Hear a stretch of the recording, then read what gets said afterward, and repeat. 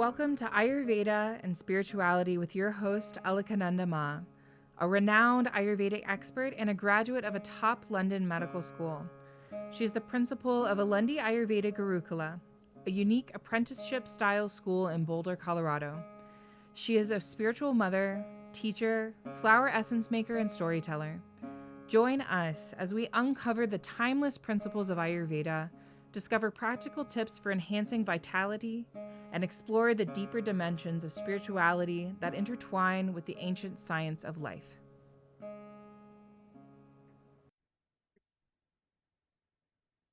Welcome, everyone, to this week's episode of Ayurveda and Spirituality. Today, we're talking about Ayurveda and anxiety. We're going to discuss two different kinds of anxiety, normal anxiety and pathological anxiety, with some tips for working with each of them.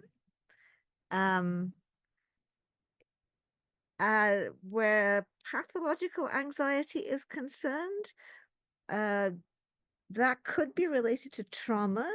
So while you'll be getting a little bit of information about it in this podcast, you might also want to look into our self-paced course on Ayurveda and trauma, where in those 4 episodes we'll delve into the topic in a lot more depth. So let's get started. What is anxiety? The definition of anxiety is a distress or uneasiness of mind that's caused by fear of danger or misfortune. In psychiatric terms, and this is where we're talking about pathological anxiety or anxiety as a symptom, it's a state of uneasiness accompanied by dysphoria and somatic signs and symptoms of tension, focused on apprehension of possible failure, misfortune, or danger. So dysphoria means your mood doesn't feel happy. You have some kind of an uncomfortable or unpleasant mood, and somatic signs are things like butterflies in the tummy or tight shoulders, or typical things that you personally might get when you're experiencing anxiety as a symptom. The online Sanskrit dictionary offered quite an array of words to translate our English word anxiety, but the one that most of us in the Ayurveda community like is chinta. That's concern or worry or anxiety. So, like we said at the beginning, there are 2 kinds of anxiety. There is absolutely normal anxiety. It's normal to feel anxious about an exam, a performance, a medical test result. Anyone would feel anxious about such things. Then there's free floating anxiety, the dreaded free floating anxiety. That's feelings of worry or dread about nothing. And that is linked to something called GAD, or generalized anxiety disorder, which is a psychiatric diagnosis. And it's also linked to PTSD or other trauma reactions. So, what can cause that kind of anxiety? Anxiety as a symptom. We might have a genetic tendency to be anxious. There's also epigenetic anxiety, and that is related to historical trauma. For years, I joked, I got the Jewish anxiety gene, and pretty much every Jewish person I'm friends with knows what I'm talking about. Eventually, it was NPR Science Friday or something, some really good program explained it's not genetic, it's epigenetic. It's a result of centuries upon centuries of persecution and having to flee, and never really knowing when you'll have to pack your bags. I was actually definitely raised with the pack your bags mentality. I was born so soon after the war and the Holocaust, and I've gone through most of my life thinking, is now when I have to pack my bags? Because it's like embedded in you. You can't be safe and you might have to pack your bags. So there's a genetic tendency to be anxious. There's epigenetic anxiety related to historical trauma. We'll really delve into historical trauma in the uh, Ayurveda and trauma workshop. Then there's being in a scary or dangerous situation. If you're living in a war zone, if you're in a dangerous household, if you're living with your abuser, we can't even really use the word post-traumatic because post literally means after. In this case, the trauma is ongoing. And of course, you're going to feel extremely anxious. If you never know when the next bomb is going to fall, you're going to feel very anxious. My parents did go through that during the war, my grandparents also, and they told many, many stories. One time, my teenage mum went to phone her boyfriend, my teenage dad. Back in those days, you had to go to a telephone booth, which was red and had glass windows.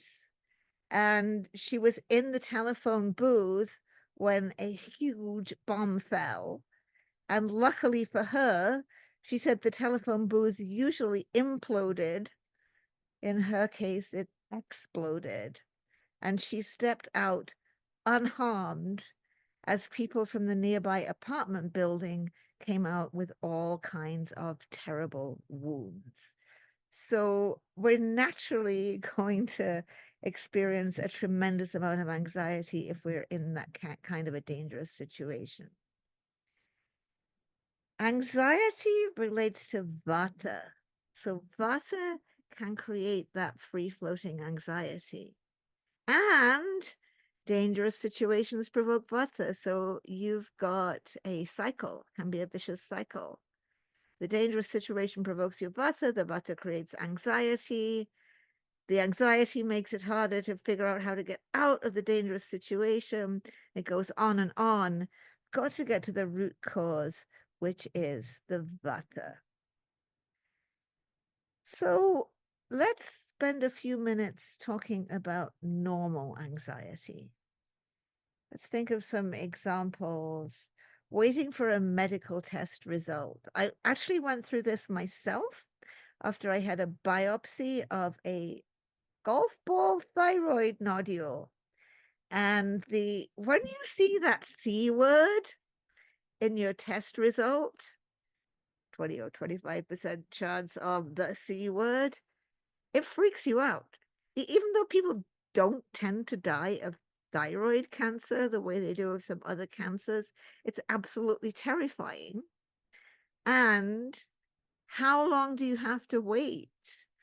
In my case, I had to first figure out how to even get thyroid surgery. This was before Obamacare. Furthermore, I am a singer, so I didn't want to have just a general surgeon to do thyroid surgery on me because you've got your laryngeal nerve. And if that gets damaged, you're not going to be a soprano anymore. So it took months to figure out how to get to England, see one of the best endocrine surgeons in the UK, get my surgery, and get the results. The absolute euphoria, of course, when you find out it's not cancer. It's very wonderful. So we don't always have to wait months and months for a medical test result, but it can be a very scary time waiting to find out, has my cancer come back? Is this cancer? Whatever, it could be a terrible thing. Waiting for your exam results. Back in the day, we would have the GCE, it's now called GCSE results. It'd take weeks to find out if you passed and if you're going to be able to go to college, because you have to pass your exams to get your place that you've been promised conditionally based on the results of your exams. Maybe it's the job that you always wanted to have, and you had the interview and you're waiting to hear, of course, you're going to feel anxious. So that kind of anxiety is completely normal, but the waiting can be really excruciating and it's bad for your health, especially if you're waiting a long time for a result.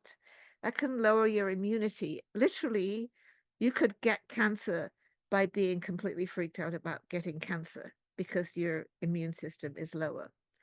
So, how are we going to manage that normal anxiety?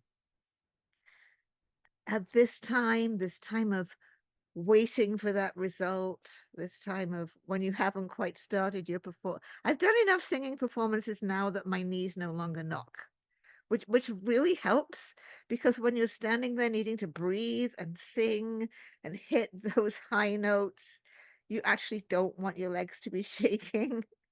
But uh, it's another thing. Performance anxiety is so normal. We've got to take extra care of vata. What are some of the things we can do? Abhyanga, that's a full body oil massage. You could get some sesame oil if you think your constitution's vata. You could get maybe coconut oil in warm weather or sunflower oil if you think you're pitta. You could try some corn oil or just some castor oil if you think you're kapha. Just full head to foot massage. If you do put castor oil in your hair, it will wash out, but it takes 3 times of washing. So oil massage, oil the soles of your feet at bedtime, have some extra ghee or extra olive oil on your food. Just butter loves that oil inside and out. Keep your routines. Butter loves routine. It might be easy to get out of our routine, be up late at night emailing, this kind of thing, when we're worrying about our results. Try to keep your routines. That's going to help your vata. Have soothing teas. Organic India does some wonderful tulsi teas that are nice and soothing and calming. Then you're probably going to need some sleep support. Chamomile. I like traditional medicinal chamomile and lavender tea. For my pitta, that lavender is just an extra touch. You could try some milk, warm milk, with a teaspoon of ashwagandha stirred in at bedtime.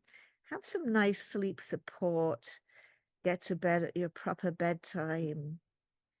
Seek support from your friends and family while you're feeling anxious and waiting for that outcome. It's also really helpful to be prepared. I learned so much about this in the first year of the pandemic.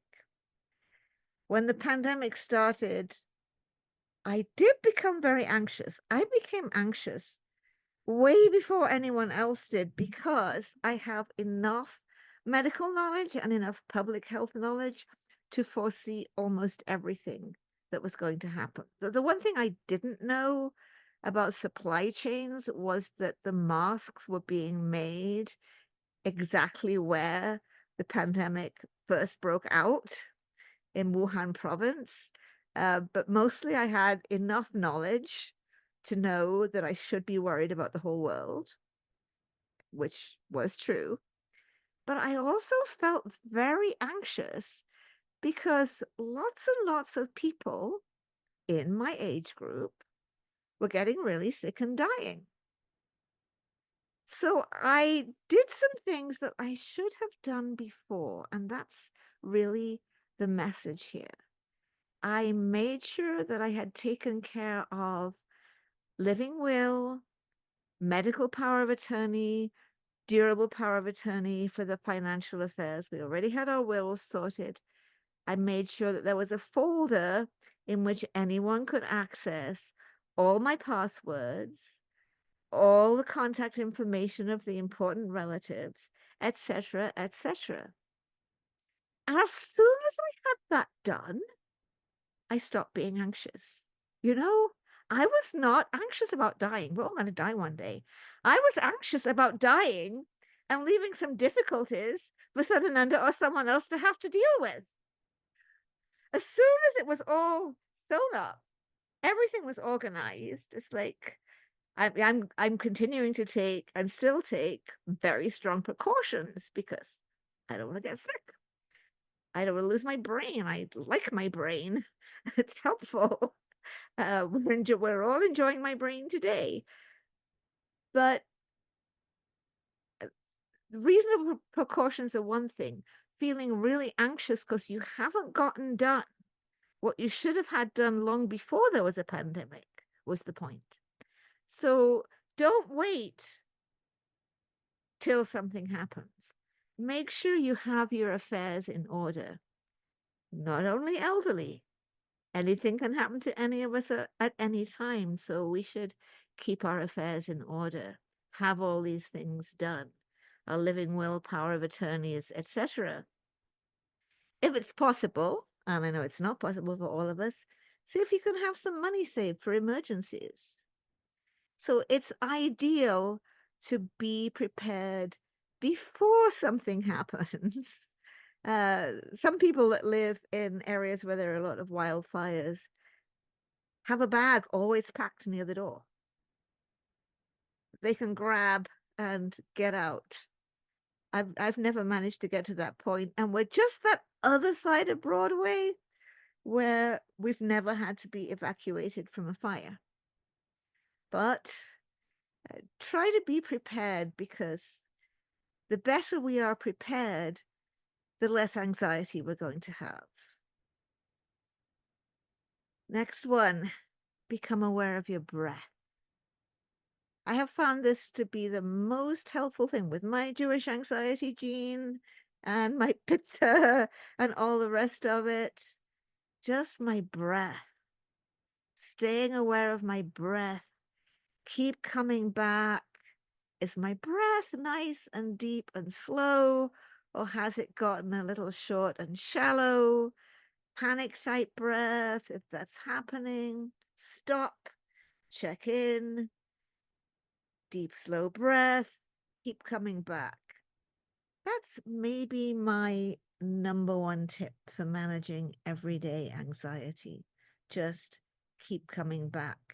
And of course, to take it further, your yoga practice, pranayama practice is tremendously helpful to manage normal everyday anxiety. So we're waiting for the test result or the exam result or the job interview. What do we need to practice? It's hard to do, but we need to practice not knowing. Recently, I hurt my wrist, banged it against the garage or something, and I was trying to ignore it, but then when it came time to wash the dishes, I couldn't wash the dishes properly. And it's really hard to wash dishes in a splint because the splint gets all, I mean, I tried a plastic bag on the splint, blah, blah. But anyway, I got a hurt wrist. So I went over to Boulder Medical Center to have them x-ray my wrist to make sure there wasn't actually a broken scaphoid bone or anything. And they came back and they said, well, it's a good thing you hurt your wrist, because look, the x-ray report says you've got this thing in your wrist, which would have been some kind of terrible malignant thing requiring major surgery. I didn't believe it. I felt that I'm sufficiently in touch with my body that something like that couldn't possibly sneak up on me without me knowing it.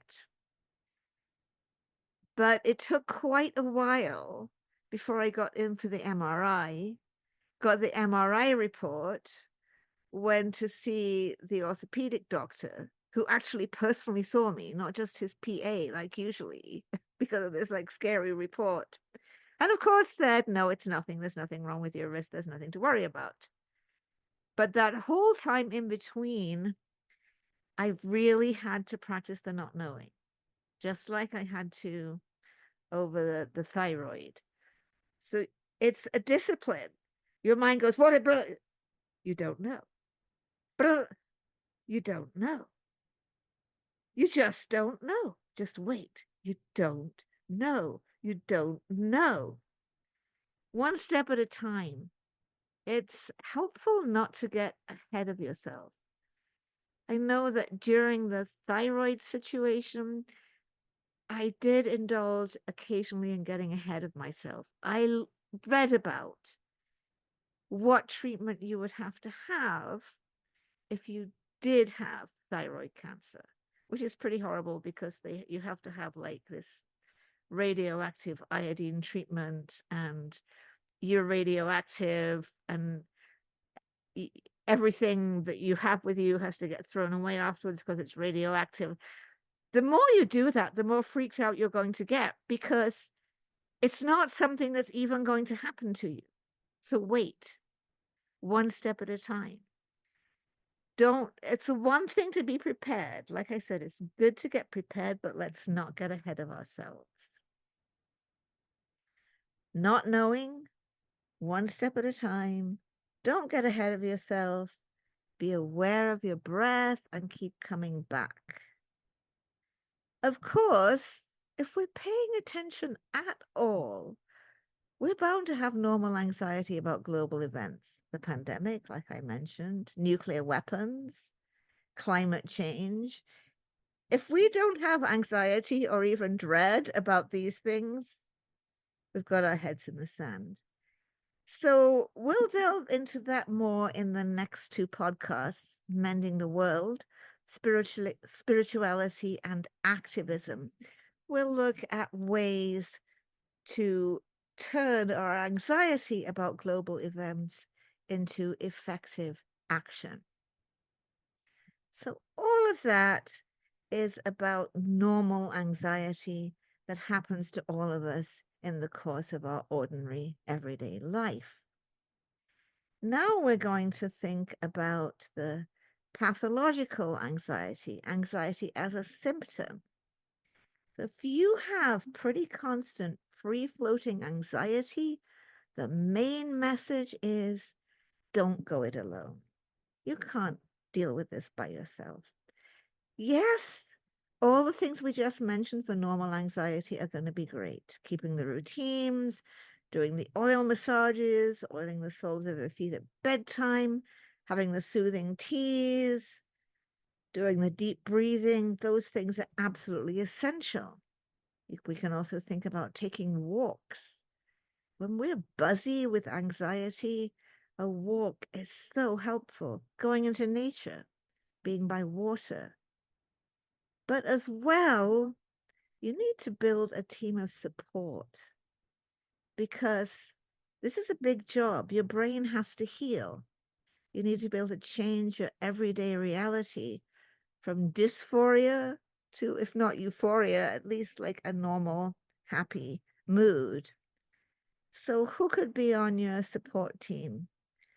Definitely your animal friends or therapy animals can be really, really helpful. It seems like they understand anxiety and know what to do.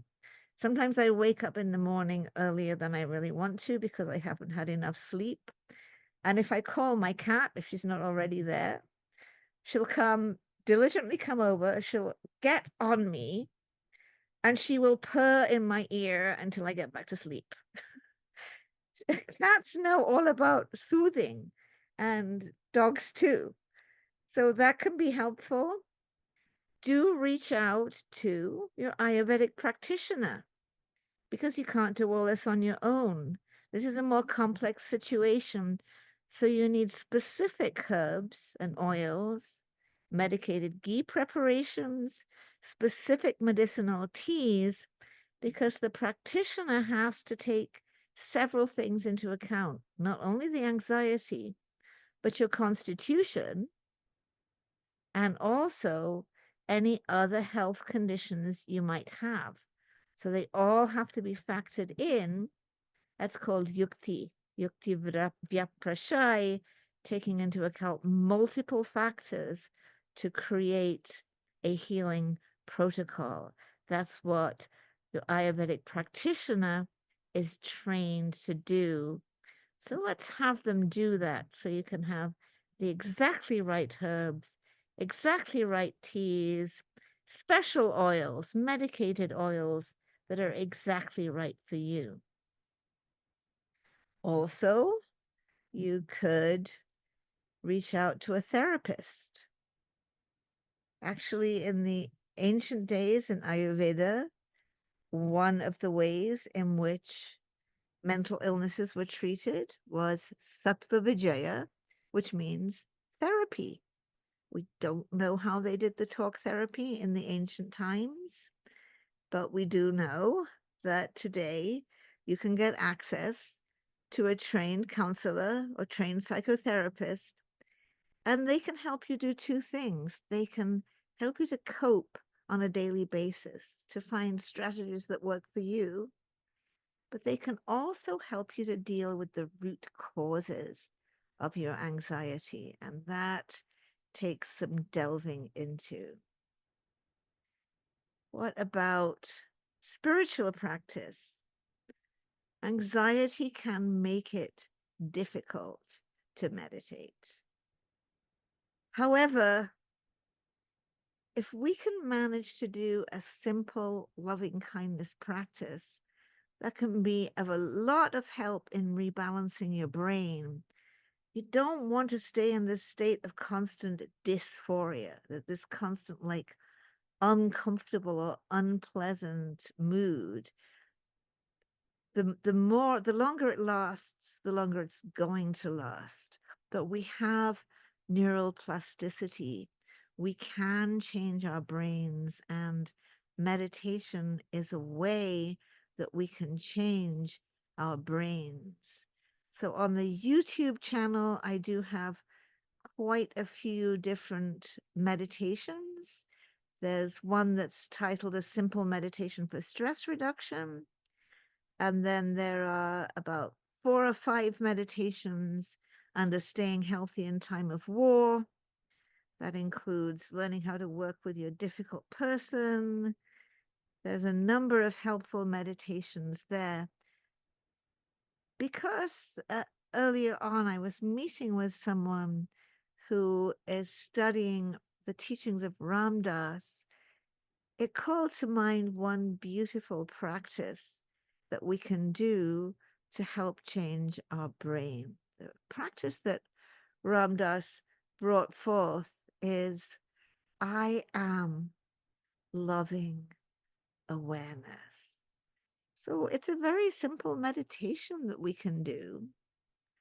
Maybe we shouldn't meditate right now because you might be driving or something, but it's a simple meditation that we can do where you can just relax, close your eyes, breathe with the phrase, I am loving awareness.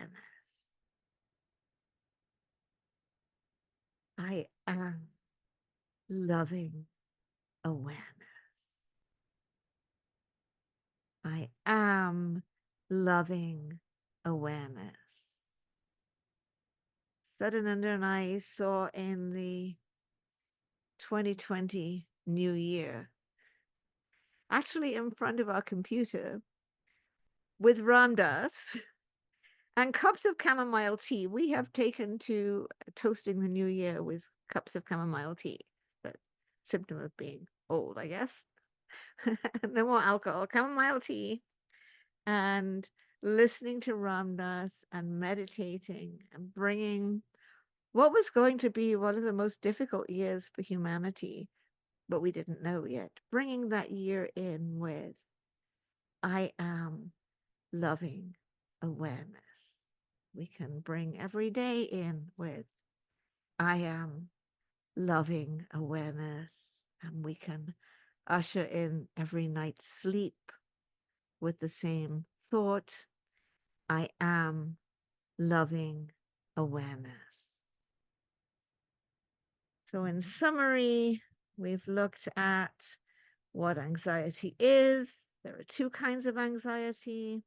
The normal anxiety that all of us get about things we feel concerned about, the free-floating anxiety. Anxiety could be a genetic tendency, could be epigenetic because of historical trauma. Maybe we feel anxious because we're in a bad situation that we can't get out of. We looked at how Vata is a main cause of anxiety. We looked at strategies for working with normal anxiety. And then for constant free floating anxiety, well, we can use all those strategies. We need to build a team that includes an Ayurvedic practitioner and a good therapist. So I hope that helped. And always remember, I am loving awareness. Namaste.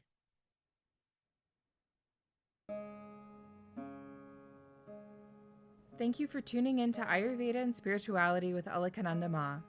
We hope today's exploration has ignited a spark of curiosity and insight within you. If you enjoyed this episode, be sure to leave us a 5-star review and share it with a friend. For more enlightening discussions and practical wisdom on Ayurveda and spirituality, subscribe and join our Facebook group, Alundi Ayurveda. To allow us to continue sharing valuable content, consider donating to Alundi Ashram. The links will be in the show notes. Until next time, may you walk the path of Ayurveda with grace and embrace the light of spiritual wisdom in your journey. Trayambakam yajamahe sugandhim pushtivardanam urvarukamiva bandanam mrityormukshiyam